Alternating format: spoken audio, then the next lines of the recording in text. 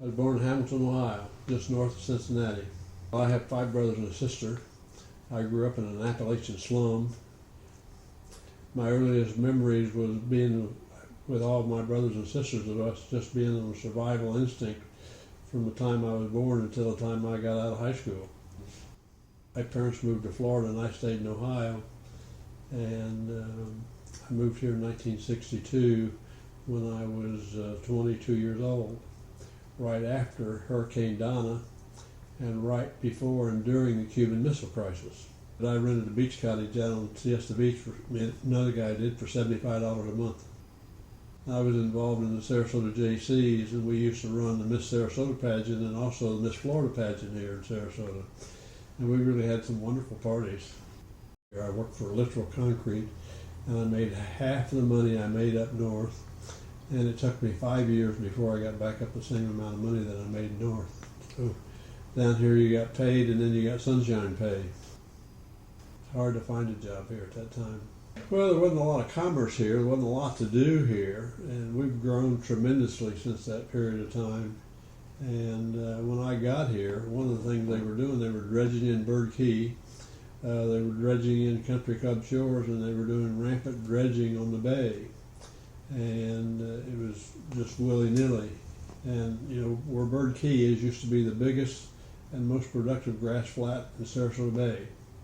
And they dredged it all in and destroyed the most magnificent grass flat in Sarasota Bay. Dad and I stood toe-to-toe one day, and he said, "Bob, why in the hell don't you go sell real estate?" And that's how I got in the real estate business.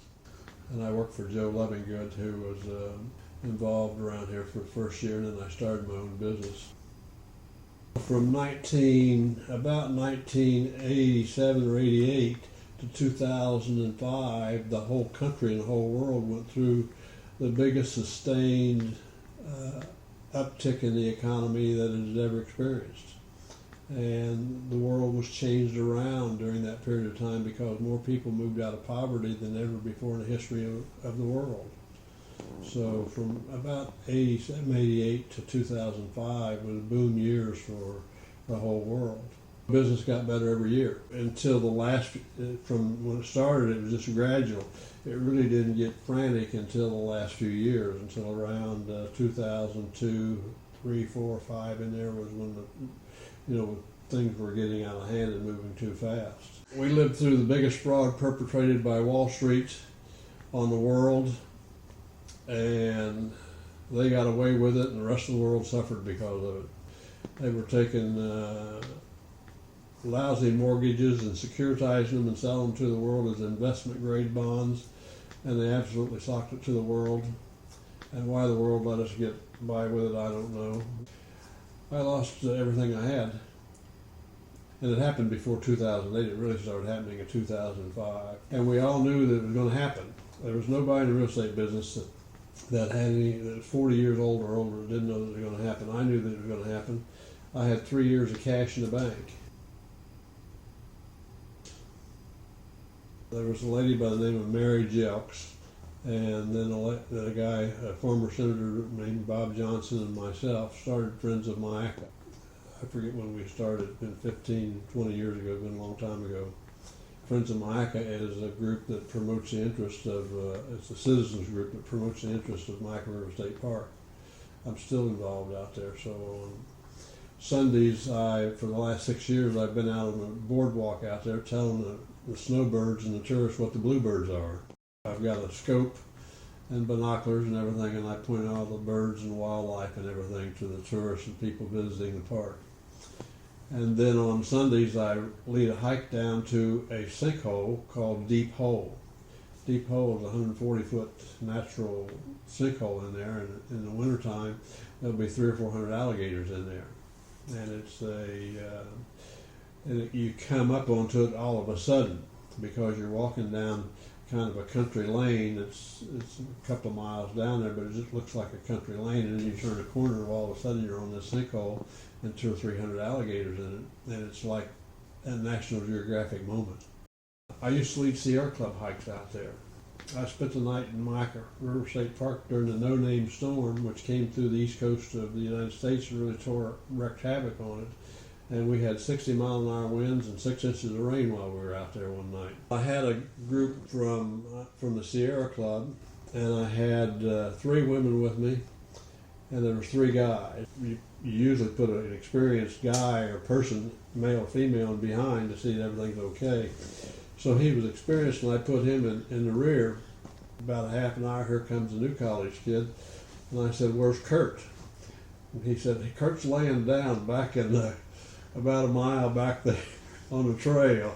And I thought, "Oh brother, what's happening to me now?" And I went back there, and Kurt was exhausted.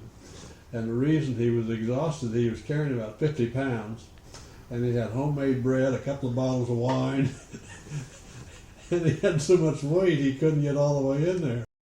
So I carried his pack in, we got in, and then when we camped that night, everything was clear and everything, and then about 2 o'clock in the morning, that storm came through and just devastated us. And Kurt and the new college kid got out of their tents in the middle of the night and got soaked, and I got them into that wind blowing. You can die from hypothermia in 70-degree weather if you got a strong wind and stuff, because the wind, it just keeps cooling you down and down and down. And so it wasn't awfully cold. It probably got down to 60, but I got those guys in my tent, and it really made a difference. They were in trouble. So I've hiked out there a lot. I've hiked all the trails out there. I've been involved in it for quite some time. I was president of the Friends of Myakka board. And what gets me involved in it is seeking a balance between business and nature. And it's difficult to seek that balance because property has property rights that goes along with it. And by the same token, we got to work hard on not developing and paving over everything we got. If you watch nature, you realize that me and you are just part of a system. You know, we are no more important or less important than any other animal, and we are an animal, and people forget that we're an animal. And we're no more, no less important than the rest of them. We just happen to have the tools and the brain power to control and overrule all the rest of them. And so we have a stewardship responsibility not to destroy our whole earth. And, you know, and greed drives us as humans to where we have a tendency to say, the hell with everything else, get out of my way, this is what I'm doing. And it's kind of like you're screwing up your own house.